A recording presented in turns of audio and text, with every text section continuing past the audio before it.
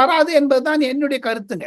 நான் நரேந்திர மோடியை நன்றாக அறிந்ததால் 1995 இருந்து அவருடன் நெருக்கமாக பழகி வருவதால் அவருடைய எண்ண அலைகள் எப்படி இருக்கும் என்று தெரியும், உணர முடியும்.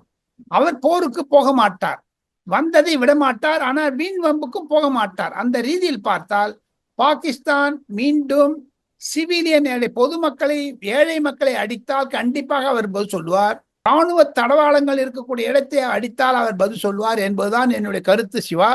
ஆக மொத்தம் இருக்கக்கூடிய நாட்களில் அடுத்த 3 மாதத்திற்கு இந்த பனிப்போர் தொடரும் என்று தான் என்னுடைய கருத்து. காரணம், பீகார் எலெக்ஷன்ல பாஜக வெற்றி பெறுவதற்கான சூழ்நிலை அதிகமாகிவிட்டது. தமிழகத்தில் தேர்தலில் கூட இன்னைக்கு பாருங்க, எடப்பாடி பழனிசாமி வெல்கம் பண்ணிட்டாரு. நம்ம விஜய் கூட சொல்லிட்டாரு, எல்லாம் ராணுவத்துக்கு சப்போர்ட் பண்றாங்க. நரேந்திர மோடி சொல்லல, இருப்பினும் அவங்களுக்கு பயம். நரேந்திர மோடிக்கு எதிர்த்து சொன்னமான விஜய்க்கெல்லாம், திமுகக்கெல்லாம் பயம். எங்கன்னா அவருக்கு மேல தமிழகத்தில் நரேந்திர மோடிக்கு பல ஆதரவுகள், அனுதாபங்கள் வந்து விட்டது. இனி திராவிட முன்னேற்ற கழகம் இனி சிறுபான்மையர் வாக்கு வங்கி வைத்து அரசியல் செய்ய முடியாது என்பதுதான் 2026 ஆபரேஷன் சிந்து மூலமாக தமிழகத்திற்கு, பாஜகவிற்கு கிடைக்கக்கூடிய வெற்றியினுடைய முதல் கட்டடம் தான் என்று நான் நினைக்கிறேன் சிவா.